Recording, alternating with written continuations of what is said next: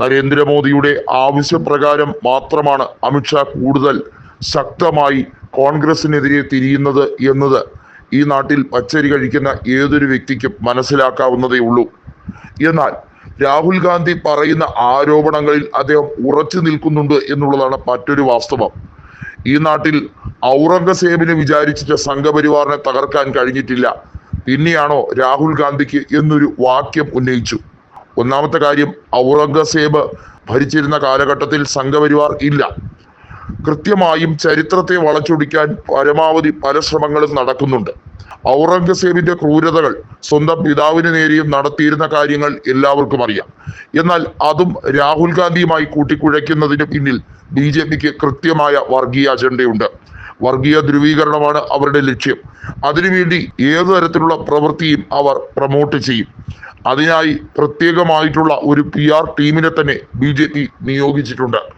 എന്നാൽ അത് രാഹുൽ ഗാന്ധിയോട് ചെലവാകാതെ വരുമ്പോഴാണ് കൃത്യമായും അവർ ഇന്ത്യൻ സുരക്ഷയ്ക്ക് രാഹുൽ ഗാന്ധി ഭീഷണി എന്ന മറ്റ് രീതികൾ അവലംബിക്കുന്നത്. നിലവിൽ വിദേശ നിഴൽ കമ്പനികളിൽ മാധവി ബുച്ചിന്റെ നിക്ഷേപവുമായി ബന്ധപ്പെട്ട കാര്യങ്ങൾ കൃത്യമായി രാഹുൽ ഗാന്ധി പാർലമെന്റിൽ ആരോപിച്ചു. നിരവധിയായ കോർപ്പറേറ്റുകൾ നടത്തുന്ന കാട്ടുകൊള്ളയെ പറ്റി തൃണമൂൽ കോൺഗ്രസ് MP ആയ മഹുവ മൊയ്ത്ര ആരോപിച്ചപ്പോഴാണ് കഴിഞ്ഞ നരേന്ദ്രമോദി സർക്കാരിന്റെ കാലഘട്ടത്തിൽ അവരെ പാർലമെന്റിൽ നിന്നും പുറത്താക്കിയത്. എന്നാൽ വീണ്ടും കൃഷ്ണനഗറിലെ ലോക്സഭാ തെരഞ്ഞെടുപ്പിൽ അവർ ജയിച്ചു വന്നതോടുകൂടി സ്പീക്കർ ഓം ബിർള തന്നെ ഇളിഭ്യനാകുന്ന ഒരു സാഹചര്യമുണ്ടായി. എന്താണ് സ്പീക്കർ സാർ, ഇനിയും എന്നെ പുറത്താക്കണം എന്ന് നിങ്ങൾക്ക് ആഗ്രഹമുണ്ടോ എന്നാണ് ആദ്യം അദ്ദേഹത്തിന്റെ മുഖത്തടിച്ചതുപോലെ മഹുവ മറുപടിയായി ചോദിച്ചത്.